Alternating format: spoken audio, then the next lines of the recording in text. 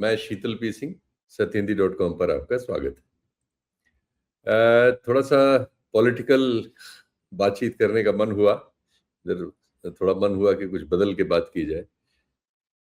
उत्तर प्रदेश और पंजाब में चुनावी हलचल तेज हो गई। पंजाब में कुछ नई चीजें घटी हैं और मेरे साथ संयोग से लगातार फील्ड में रहने वाले एक युवा पत्रकार मनदीप पूनिया, आप लोग जानते होंगे, उपलब्ध हैं। तो कल इनसे बात हो रही थी तो मैंने कहा आपसे बातचीत रिकॉर्ड करते हैं। आज सुबह ये उपलब्ध हो गए। पंजाब में एक तो इस समय एकाएक एक नई बात आ गई है और जिसने सब बातों को ढक लिया है, वो है एक फिल्म सतलज नाम से।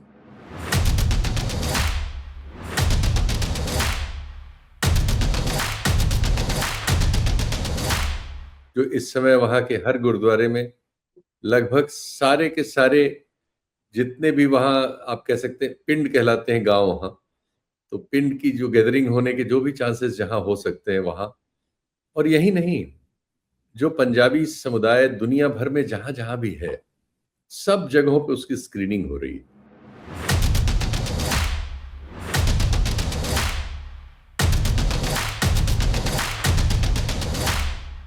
क्यों हो रही है? प्रतिक्रिया है वो एक। सरकार ने उसकी जो ओटीटी जिस प्लेटफॉर्म पे वो रिलीज थी, वहां से उसको हटाने का की व्यवस्था की, हटवा दिया। नतीजा ये हुआ कि उसकी प्रतिक्रिया हुई।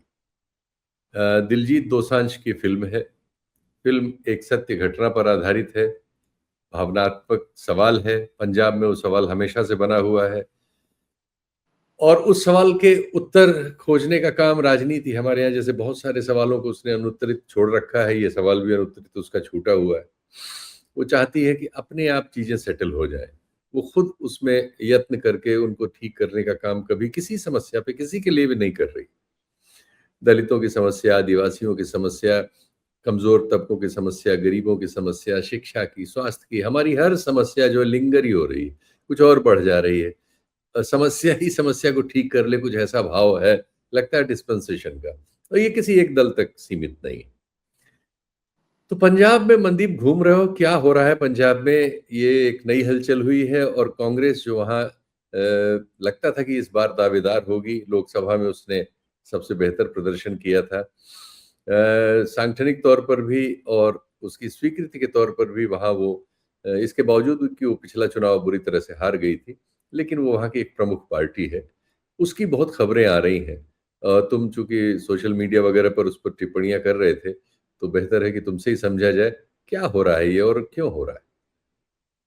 देखिए, सतलज से शुरू करते हैं। जैसे आपने बताया कि जो पूरा वो दौर है, उस दौर को की एक सच्ची घटना पर वो फ़िल्म आधारित है। वो बेसिकली जो एक्स्ट्रा जुडिशियल किलिंग पंजाब में हुई 90 के दशक में, उसके ऊपर बात कर रही है और उसमें जो जसवंत सिंह खालड़ा उस समय ह्यूमन राइट एक्टिविस्ट थे, उन्होंने बेसिकली तरन तारण में जाके शमशान पट्टी के इलाके में जाके उन्होंने शमशान घाटों की और उस इलाके में गाँव-गाँव जाकर उन्होंने डेटा इकट्ठा किया था। शमशान घाटों के रजिस्टर से जब देखा तो उसमें जो जिनकी पहचान नहीं की जा सकी उन लाशों की गिनतियाँ बहुत ज़्यादा थी। तो उसके बाद ही सारा उनका एक्टिविज़्म शुरू हुआ था। देखिए, जैसे आपने कहा कि ये अनुत्तरित सवाल या फिर ये 90 के दशक 90 का दशक जब खत्म हो रहा था तो पंजाब में पीस भी उस हिसाब से कि शांति का माहौल बन रहा है। और 1997 में मुझे अकाली दल का मोगा कन्वेंशन भी ध्यान आता है। वहाँ मोगा एक जिला है, वहाँ पर कन्वेंशन हुआ था अकाली दल का, चुनाव में जाने का फैसला लिया गया और सरकार भी बनी अकाली दल की। उस समय ये था कि रिकन्सिलिएशन एक शब्द है अंग्रेजी का, हिंदी में उसका क्या मायने होंगे मुझे नहीं पता। लेकिन सच में ही एक कम्युनिटी जो मतलब 15 साल तक एक ऐसे दौर से गुजरी हो जिसमें उसके नौजवानों के इलीगल एक्स्ट्रा जुडिशियल किलिंग्स हुई हों, भारत के प्रमुख शहरों में उनके लोगों को के गलों में टायर डालकर जलाया गया हो। 1984 से दिल्ली हो, कानपुर हो, कितने ही ऐसे शहर मैं गिनवा सकता हूँ जिनके बहुत भयानक दंगे थे। तो एक एक उनके जो घा उनके शरीर पर जो घाव लगे हुए थे, तो जो बहुगिनती जिनकी गिनती ज़्यादा है, उन लोगों का एक एक फर्ज़ बनता था कि उनके घावों पे मरहम लगाई जाए। मुझे लगता है कि वो घाव पर मरहम लगाने वाला काम नहीं हुआ। आपने उनको ऐसे ही छोड़ दिया और उसके बाद भी लगातार जैसे आप ठीक है कि आप घाव पर मरहम नहीं लगाना चाहते, लेकिन आपको उस घाव को भी कुरेदना नहीं चाहिए।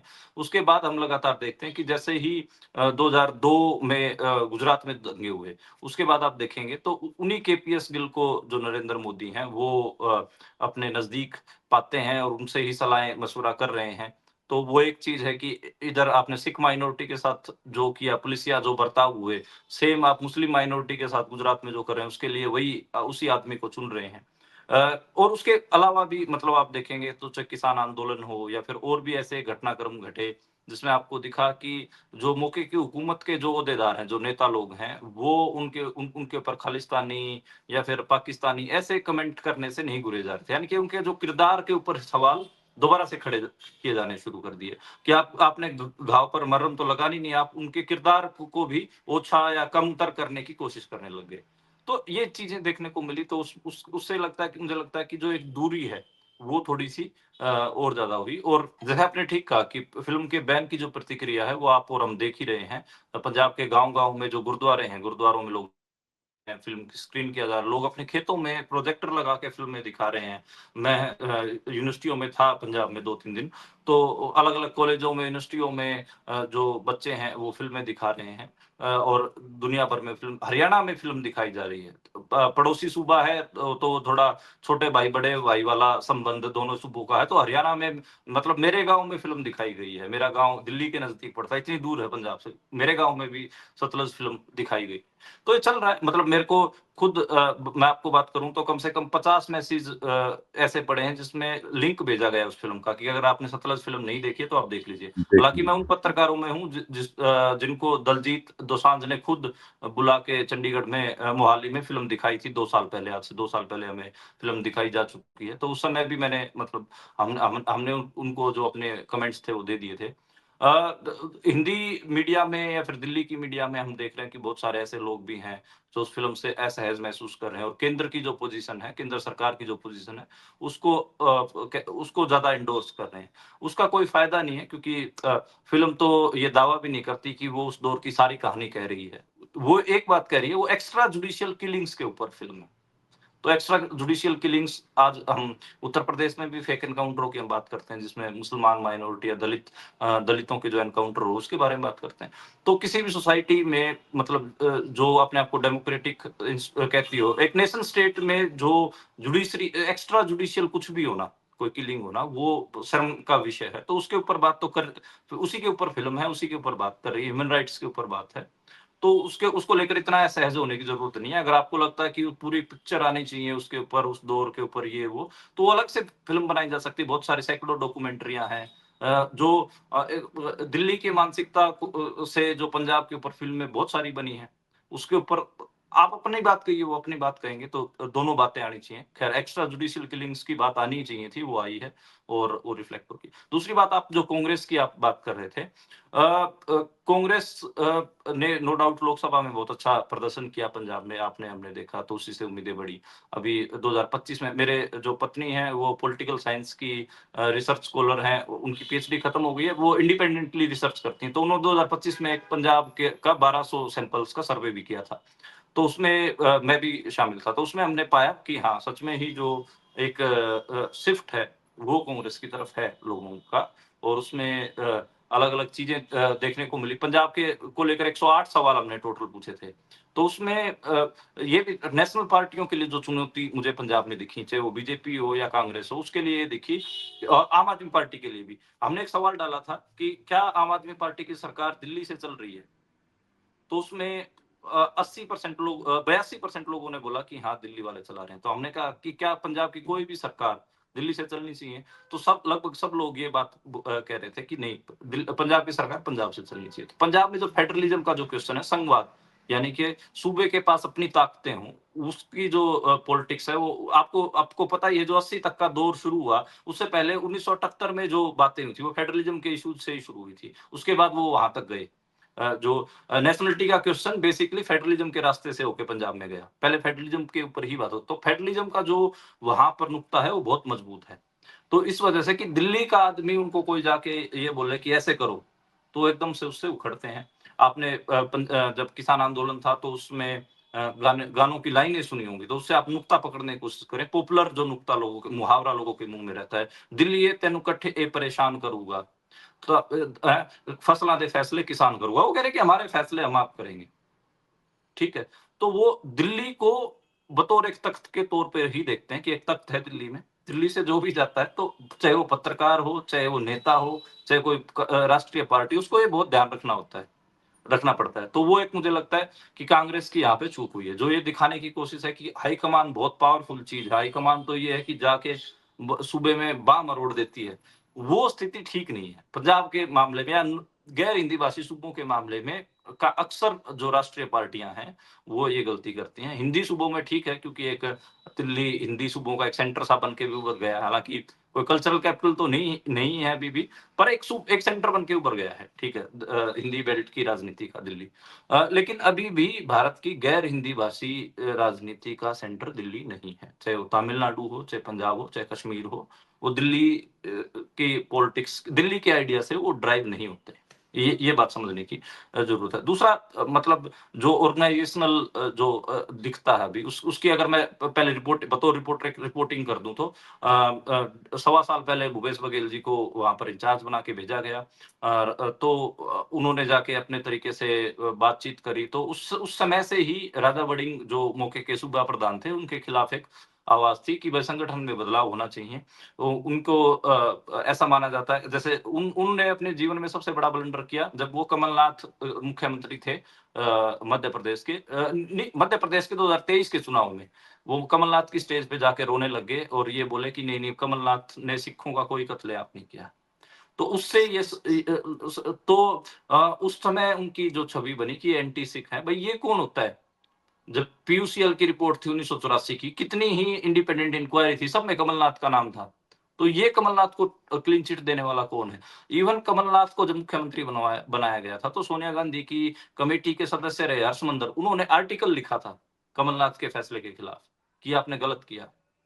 तो वो आर्टिकल आप देख लीजिए। मतलब सोनिया गांधी की जो सलाहकार समिति के सदस्य जब ये बात कह रहे हैं, तो आप एक आम सिख को आप कैसे ये बात समझा दोगे कि कमलनाथ का 1984 के दंगों में कोई योगदान नहीं था दिल्ली में हुए? तो उससे उनकी एंटी सिख छवि बननी शुरू हुई।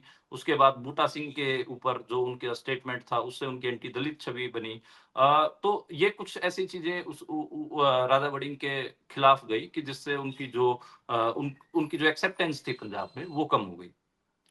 मीनवाइल जो चरणजीत चन्नी है, चरणजीत चन्नी को एक एक्सेप्टेंस मिली, क्योंकि उन्होंने पंजाब में आपने देखा हो कि अमृतपाल की जो डिटेंशन की गई एनएसए लगाकर, उनको जो डिब्रूगढ़ भेजा गया, तो उसके खिलाफ भी चरणजीत चन्नी को बोलते हुए सुना गया। उन्होंने कहा कि पंजाब का नौजवान है, पंजाब की जेल में आप रखिए, यहाँ ट्रायल करिए, आप डिब्रूगढ़ कैसे भेज रहे हैं? और मतलब एक जो पॉलिटिकल प्रिजनर के जो राइट्स की बात होती है, पॉलिटिकल राइट्स की, उसके जो ह्यूमन राइट्स की बात होती है, वो चरणजीत चन्नी ने करी। तो उससे उनको जो सिख पॉलिटिक्स है उसमें एक स्पेस मिला बतौर सिख। एक किसान आंदोलन में आपको ध्यान हो कि नरेंद्र मोदी का रास्ता रोका था किसानों ने, और उसके बाद नरेंद्र मोदी ने ड्रामा किया कि अपने सीएम को जाके कह देना कि मैं सुरक्षित आ गया हूँ। किसानों ने मतलब ऐसे दिखाया गया कि किसानों को मारना था, तो ऐसा था भी नहीं, वो उनका सिर्फ विरोध करने गए थे। उस समय चरणजीत चन्नी के ऊपर केंद्र सरकार ने, होम मिनिस्टर ने दबाव बनाया कि आप किसानों के खिलाफ मुकदमे दर्ज करिए। तो चरणजीत चन्नी ने मुकदमे दर्ज करने से मना कर दिया था। उन्होंने एक स्टैंड लिया, वो मौके पे ही एक इंडिया टुडे के रिपोर्टर के सामने उन्होंने नीचे उतर के किसानों के बीच में जाके दिखाया, अब ये मेरा विरोध करने आए हैं, मान लो कि क्या मारने थोड़ी ना है, तो बिल्कुल मौके पे ही लाइव दिखा दिया। तो उससे उनकी एक जगह है वो बनी किसान कम्युनिटी में। 2022 के चुनाव के बाद जितने भी पंजाब के विश्लेषण हुए, यही सब हुए कि दलित फिनोमिना राहुल गांधी का वो फेल हो गया, ये दिखाने की कोशिश हुई। लेकिन 2022 का चुनाव हमको पता है, एक अलग चुनाव था, बदलाव का चुनाव था। वहां पर पंजाब में जो नुक्ता था चुनाव का, वो था कि हमें बदलाव चाहिए, हमें ट्रेडिशनल पॉलिटिक्स, चाहे कोई भी हो, अकाली दल के लोग हों, बीजेपी के हों, कांग्रेस के हों, हमें ट्रेडिशनल पॉलिटिक्स नहीं चाहिए, हमें बदलाव चाहिए। ये नुक्ता था, उस नुक्ते के ऊपर चुनाव हुआ था। स्थितियां बदली हैं, मतलब लोगों के में बहुत सारी निराशाएँ पसरी, बहुत सारे लोगों को ये लगा कि जो अभी हुकूमत चल रही है, जो आम आदमी पार्टी, ये भी ट्रेडिशनल पार्टियों जैसी ही है, वैसे ही चीज़ें करती है। और बहुत सारे जैसे इश्यूज़ को आम आदमी पार्टी भी ठीक से डील नहीं कर पाई। जैसे मैंने जो सवाल आपको बताया कि क्या आम आदमी पार्टी की सरकार दिल्ली से चल रही है, दिल्ली वाले चला रहे हैं, इस सवाल को ही वो डील नहीं कर पाए। और भगवंत मान अकेले चला रहे हैं, ऐसी छवि नहीं बन पाई। मनीष सिसोदिया, अरविंद केजरीवाल का जो छाया है वो दिखी इस वजह से। और भी कई ऐसे नुक्ते हैं, जैसे जो पंजाब में किसानों का जो आंदोलन जो चल रहा था शंभू बॉर्डर पर, उसको भी उसके ऊपर भी क्रैकडाउन किया गया। उस समय ट्रालियां किसानों की चुरा ली थी पंजाब पुलिस ने, तो उसके कारण ठीक ठाक गांव में बदनामी हुई। वो ऐसे कई ऐसे इश्यूज जुड़ गए आम आदमी पार्टी के साथ, जिसकी वजह से थोड़ा कांग्रेस का ग्राफ अप दिखा। अब इन फाइटिंग हमें हरियाणा के चुनाव की भी याद दिलवाती है, जो 2024 का जो विधानसभा का चुनाव था अक्टूबर में। हुँ, तो हुँ। वो इन फाइटिंग वो भी दिखाती है कि वहाँ पर भी कुमारी शैलजा और भूपेंद्र सिंह हुड्डा और रणदीप सुरजेवाला ये आपस में एकता नहीं दिखी और उसका नुकसान भी भुगता। तो इस सारी इन फाइटिंग का जो फायदा है, वो हम देखते हैं कि हिंदी मीडिया के थ्रू बीजेपी बड़े अच्छे से कैश करती है। जैसे जब मैं दीपेंद्र हुड्डा का इंटरव्यू करने के लिए गया था उस चुनाव में, तो उनके जो मीडिया के लोग थे, हुड्डा साहब की मीडिया के लोग थे, वो मेरे से पूछने लग गए कि क्या चल रहा है, मीडिया को कैसे देखें। मैं क्या, मीडिया को आप कीवर्ड से देखें। तो बोले कैसे। मैंने उनको मौके पे ही गूगल पे दलित शब्द सर्च मार के दिखाया, और उसमें गूगल समाचार खोला तो सारी स्टोरीज लाइन वाइज ये थी कि जो दलित नेता हैं कुमारी सैलजा, उनको आइसोलेट किया जा रहा है। मैंने कहा कि ये आपको बहुत नुकसान देगा, ये आपको। वो हंसने लगे, ये तो हमें अरे सैलजा जी को कैसे मुख्यमंत्री बना दें, वैसे तो हुड्डा साहब के लिए रास्ता साफ ही हो रहा है। ठीक है, मैंने कहा कि नहीं, ये लॉन्ग रन में आपको नुकसान देगा। इस समय जो दलित नौजवान है, वो घर का चौधरी है।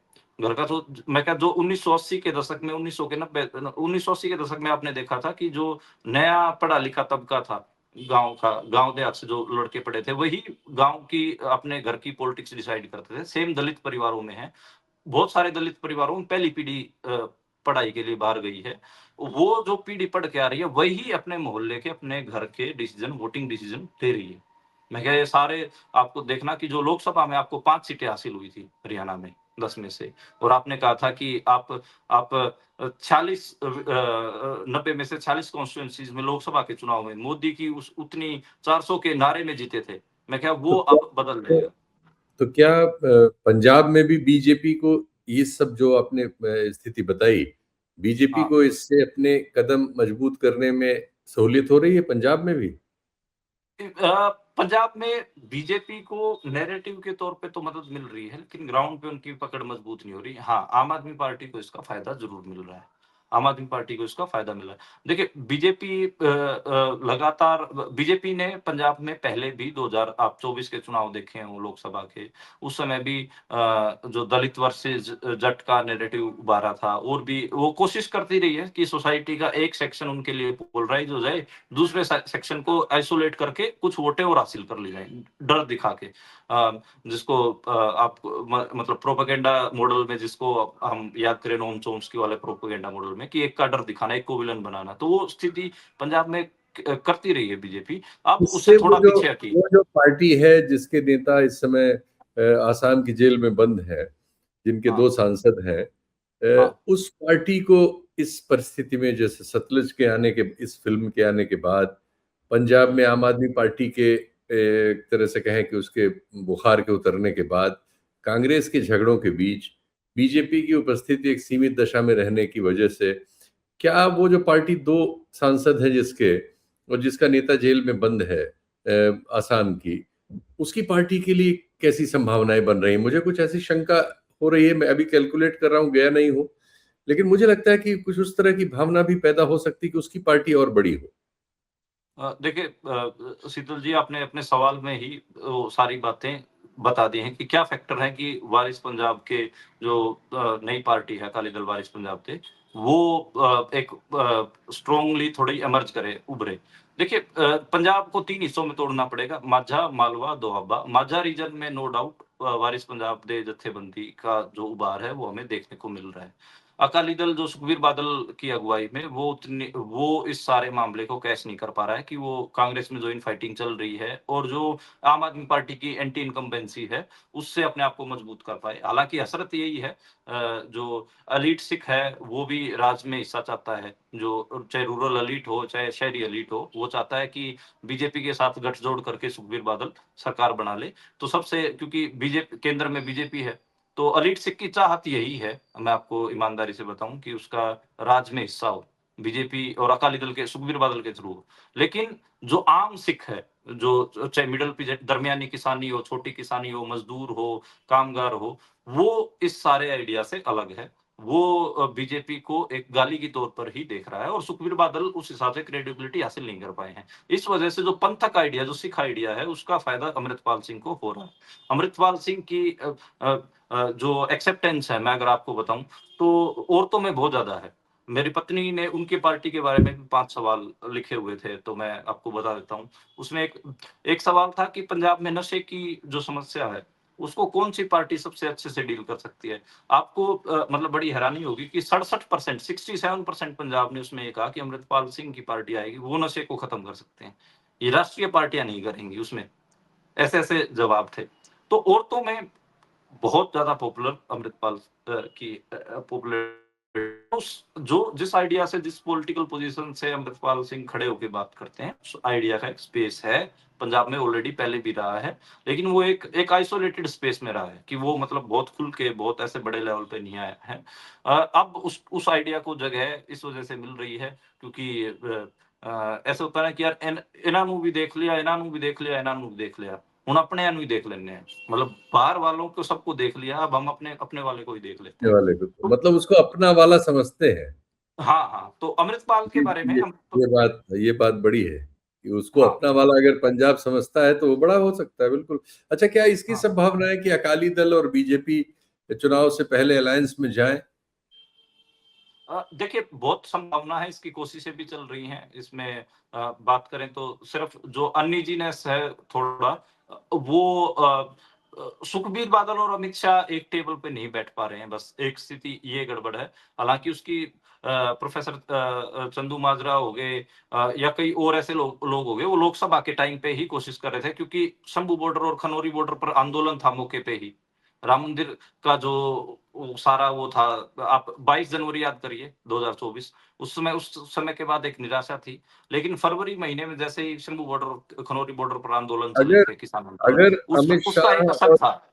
अगर अमित शाह और सुखबीर बादल एक टेबल पे बैठ गए और ये लोग अलायंस में चले गए, तब पंजाब में क्या होगा?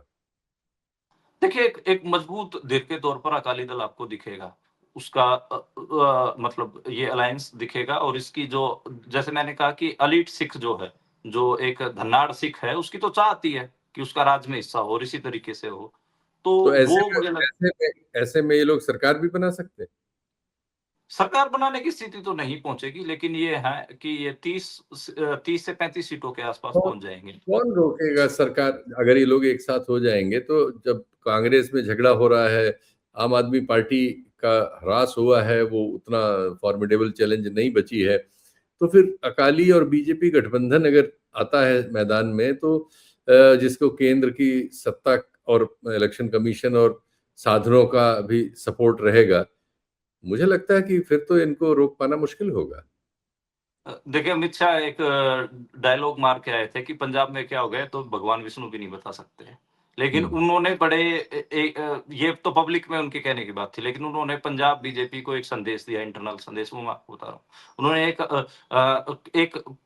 एक ने खड़ा होके बोला कि सर इतने सारे अकाली दल पंजाब में हो गए हैं अभी, तो किसके साथ हमारा अलायंस होगा? तो उन्होंने कहा कि अकाली दल के जितने फ्रैक्शन होते हैं होने दो, आखिरी में हम ही सभी को इकट्ठा करेंगे। तो ये उनका कॉन्फिडेंस दिखाता था। तो अगर स्थिति ये बनती है कि 30-35 सीटों पे अकाली दल और बीजेपी पहुँच जाती है, तो उससे एक चीज़ ज़ाहिर हो जाएगी, 30-35 सीटों पे तो कांग्रेस भी रहेगी, 25-30 सीट आम आदमी पार्टी की रहेंगी, 117 सीटों के सूबे पंजाब में फिर क्लियर मेजॉरिटी किसी की नहीं होगी, अगर ये अलायंस होता है तो। और उसमें जो अमित शाह की बात थी, जो उन्होंने इंटरनल मीटिंग में कही, फिर आखिरी में सबको इकट्ठा हम ही करेंगे। तो फिर वो आखिरी में इकट्ठा वही करेंगे। ठीक है, मीडिया में बोलने की बात अलग है कि पंजाब में क्या होगा ये तो भगवान विष्णु भी नहीं बता सकते। लेकिन उनकी जो इंटरनल जो पार्टी की जो मीटिंग में जो कॉन्फिडेंस है वो दिखाता है कि वो चाहते ही यही है कि बेसिकली स्थिति इस किस्म से बढ़े कि क्लियर मेजोरिटी ना आए और बाद में हम पंजाब में हम ही इकट्ठा करें और अकाली दल को चेहरा बना के हम पंजाब। हाँ, एक बात में अमित शाह नरम पड़ गए हैं, नरेंद्र मोदी भी पड़ गए हैं, वो सुनील जाखड़ की बैठक के बाद हुआ था। सुनील जाखड़ को नरेंद्र मोदी ने पिछले साल आधे घंटे का समय दिया था, तो बात करके आए थे। तो उसमें सुनील जाखड़ ने ये बताने की कोशिश की थी कि आप डायरेक्ट पंजाब को रूल करने की सोचते हो, वो तो पॉसिबल नहीं होगा। अभी अकाली दल को ही चेहरा बना के आप पंजाब में कम से कम कुछ टाइम शासन कर सकते हो, उसके बाद सोचा जा सकता है। तो दोनों के मन में ये तो आ गया है कि हाँ, चेहरा हम बेशक से प्रमुख ना हों, लेकिन हम किसी और को आगे करके पंजाब में अभी या फिर वो जो बात है कि आखिरी में सभी को इकट्ठा ही हम करेंगे। तो मास्टर हम रहे लेकिन दिखे ना, आगे खेल चलता रहे।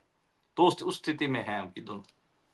हाँ, नहीं नहीं, मुझे जानकारी है कि अमित शाह इस पर बहुत सीरियसली काम कर रहे हैं और इस बार उत्तर प्रदेश उनके लिए लक्ष्य नहीं है। उत्तर प्रदेश के लोग ये समझते हैं कि उत्तर प्रदेश उनके लिए मुख्य लक्ष्य है, लेकिन मुझे जो जानकारी है उसके अनुसार पंजाब उनका मुख्य लक्ष्य है। उत्तर प्रदेश तो उन्हें लगता है कि वो मैनेज कर लेंगे और वो कर भी लेंगे, जैसी उनकी सामर्थ्य है, जैसे उन्होंने नतीजे निकाले हैं। इसके बावजूद कि वो 24 के चुनाव में उत्तर प्रदेश में लोकसभा में हार गए थे, लेकिन जो सामने विपक्ष है, कांग्रेस और समाजवादी पार्टी का गठबंधन जो वहाँ मुख्य विपक्ष बना था, उसकी ऐसी कोई हलचल नहीं है कि जो बीजेपी के इस फॉर्मिडेबल आकार को रोक सके जो अभी है उनका है, जिसमें उनके पास चुनाव आयोग भी है, कोर्ट्स भी हैं, हर किस्म का धन भी है, सरकार राज्य और केंद्र में सरकार भी है, सारा बल भी है, सामाजिक बल भी है, जो समाज में ताकतवर हिस्से हैं वो उन्हीं के साथ है, आर्थिक और दूसरी रूप से। तो इसलिए वो पंजाब पर केंद्रित है और जो आप कह रहे हैं बात, इसमें बात बन सकती है। लेकिन ऐसा अगर हुआ कि बीजेपी के हस्तक्षेप से पंजाब में सरकार अकाली दल के साथ ही बनी, तो ये जो दूसरी चीज पैदा हो रही है, जो हो रही है पैदा, वो फील की जा सकती है जो करना चाहे उसको, कि पंजाब में जो स्वाभिमान है जो दिल्ली के विरुद्ध है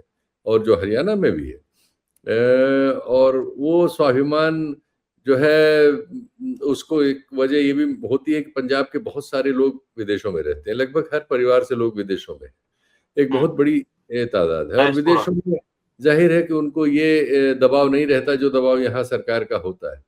वहाँ की कुछ घटनाएं ऐसी हैं जो बड़ी नकारात्मक रही हैं, कनाडा और अमेरिका में जो घटी हैं, निज्जर की हत्या है और दूसरी चीजें हैं जिनको लेके जो डिटेल्स वेस्ट से आ रहे हैं और या उनके बीच फैले हुए हैं जो लोग बाहर रहते हैं, और वो जाहिर है कि ऐसा नहीं कि वहाँ फैले हुए तो यहाँ नहीं आते, सब लोग फोन पे और आजकल संचार के माध्यम इतने वो है कि मास सेकंड्स में, कम्युनिकेशन, हाँ, हर वो चीज हर चैनल्स नैरेटिव रन करते हैं यहाँ तक।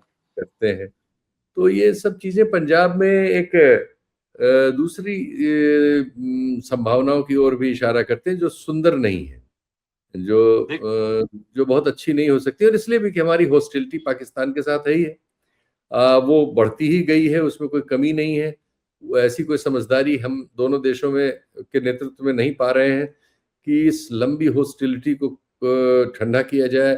मनमोहन सिंह जी के ज़माने में चीज़ें कुछ ठीक होना शुरू हुई थी, लेकिन वो नहीं सत्ता में रहे, और जो लोग आए वो दूसरी तरह से चीज़ों को सोचते समझते हैं, और अभी तक उनको ठीक से सबक मिले हैं उनको बहुत, लेकिन वो फिर भी गलतफहमियों में है। बहुत सारे अंतर्राष्ट्रीय मामलों में हम पाते हैं, मेरी ये समझ है कि उनके जो फैसले हैं वो मतलब इस तरह के नहीं है कि ये हॉस्टिलिटी जिससे खत्म हो, ये हॉस्टिलिटी और बढ़े, ऐसे फैसले उनके हैं, या उसको बढ़ाने में ही दिलचस्पी है राजनीति की।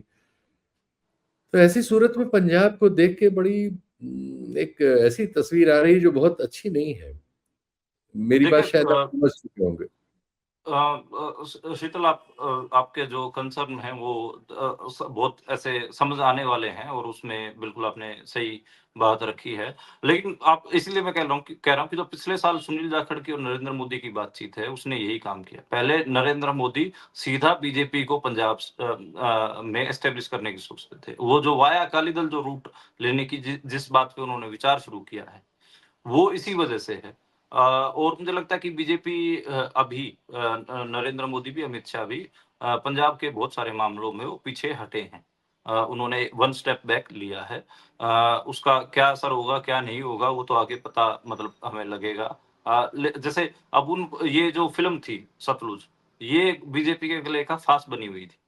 तो उनको ये लग रहा था कि ये तो कांग्रेस के खिलाफ हम इस्तेमाल कर सकते हैं, लेकिन जो डीप स्टेट है, जो एजेंसियाँ हैं, उन्होंने साफ कहा सरकार के खिलाफ मतलब जैसे मैं बीजेपी के जो पंजाब के प्रेज़िडेंट हैं केवल सिंह ढिल्लों और जो एक एजेंसी के एक जो प्रमुख हैं आजकल उनकी बातचीत के आधार पर मैं कह रहा हूँ कि केवल सिंह ढिल्लों ने उनको संपर्क करने की कोशिश की, कहा कि ये फ़िल्म तो हमें मदद करेगी, ये तो कांग्रेस को एक्सपोज़ करेगी। वो बोले कि ये कांग्रेस को एक्सपोज़ नहीं करेगी, ये भारतीय राष्ट्र राज्य नेशन स्टेट को एक्सपोज़ करेगी और इससे जो वहाँ पर वायलेशन हुआ ह्यूमन राइट का ये एक अलग रास्ता खोलेगी, इसलिए हमें इसको बैन करना है। तो डीप स्टेट मतलब बेसिकली जो एजेंसियाँ हैं उनका इंटरेस्ट बहुत क्लियर है, तो इसलिए फ़िल्म बैन हुई और जो आप कह रहे हैं कि जैसे ही ये मैसेज जाएगा कि दिल्ली पंजाब के ऊपर नकेल कसने की कोशिश कर रही है, वो किसी भी सूरत में उसमें पंजाब का आदमी रिएक्ट करता है, तो वो रिएक्शन भी होगा। किस फॉर्म में होगा, कैसे होगा, वो एक अलग बात है। Whether it will be in nationality question और it will be in a pageantry movement shape, वो किस शेप में होगा वो अलग वहां पर जैसे बेसिकली ऑब्जेक्टिव मटेरियल हालात होंगे पंजाब में, उसके आधार पर डिपेंड करेगा। साउथ एशिया की जो पॉलिटिक्स जिस जिस हिसाब से आपने उसकी तरफ इशारा किया, साउथ एशिया में जियोपॉलिटिकली हम अपने पड़ोसियों के साथ बहुत सुहृद नहीं है, तो उसके असर नेशनल सिक्योरिटी के क्वेश्चन से और चीज़ों से मतलब जो प्रभाव हैं वो अलग देखने को मिल सकते हैं। दूसरा आपने जो हिंदुस्तान की जो इनकी या फिर केंद्रीयकरण की जो सेंट्रलाइज़ेशन की जो इनकी पॉलिटिक्स है, उसने गैर हिंदी भाषी सूबों को पहले ही अनईज़ी किया है। वो आप चाहे तमिलनाडु हो, ट्राई लैंग्वेज फॉर्मूला के ऊपर आपने उनको देखा हो, पंजाब हो, आपको कश्मीर के मामले में आपको दिखा हो, जैसे उनके फेडरलिज्म के इश्यूज़ को कट डाउन किया। आपने लद्दाख के स्टेटहुड की लड़ाई देखी हो कि कैसे लद्दाख का जेनज़ी 4-5 दिन तक सड़कों पे रहा, जो चीज़ें वहाँ पर हुई वो आपने और हमने सबने देखी। तो गैर हिंदी भाषी सूबों के जो लोग हैं, उनको अनिजी किया गया है, जो केंद्रीयकरण की जो राजनीति है इनकी और दिल्ली से नकेल कसने की जो राजनीति है उसने। तो ख़ैर अब जो फेडरलिज़्म का जो क्वेश्चन है, उसके ऊपर हिंदी जो सूबे हैं, हिंदी भाषी जो लोग हैं, हिंदी भाषी जो पत्रकार हैं, हिंदी भाषी जो इंटेलेक्चुअल हैं, बहुत विचार करते नहीं हैं और उसी के कारण आपको हिंदी वर्सेस गैर हिंदी भाषी सूबों का जो अंतर है, वो दिखता है। हम ईमानदार भी नहीं हैं। हमने ट्राई लैंग्वेज फॉर्मूला के नाम पर हमने तीसरी भाषा के तौर पर ना पंजाबी पढ़ाई, ना मराठी, ना बंगाली, ना कन्नड़, हमने संस्कृत को पढ़ा है, जिसको आज तक मुझे संस्कृत का कोई एक ऐसा व्यक्ति नहीं मिला जो 24 घंटे संस्कृत बोलता हो। तो हम बहुत गैर ईमानदार लोग हैं, हिंदी भाषी जो लोग हैं, वो बहुत गैर ईमानदार लोग हैं। हम चाहते तो ये हैं कि जो हिंदी का ज्ञान, हिंदी का साहित्य, हिंदी की राजनीति, हिंदी भाषा के साथ एक राजनीति जाती है, वो पूरे भारत में पसर जाए, ठीक है? लेकिन उलट हम करते क्या है कि उनको हमारे यहाँ थोड़ा-सा भी स्पेस नहीं देते हैं। तो इस वजह से मुझे लगता है कि जो केंद्रीयकरण का जो हिंदुस्तान का जो नुक्ता है, दिल्ली की नकेल कसने का जो मामला है, वो पंजाब में उसका एक रिएक्शन आपको देखने को मिलेगा। बहुत बहुत धन्यवाद बंदी, बहुत अच्छी बात हुई तुमसे और स्वस्थ रहो, सानंद रहो और ऐसे ही बताते रहो कभी कभी देश को क्या घट रहा है, कहाँ फील्ड में रहने वाले लोग तो तुम ही जैसे कुछ पत्रकार हैं जिनसे कुछ हम लोगों को पता लगता है। बहुत बहुत शुक्रिया, थैंक यू। जी, शुक्रिया।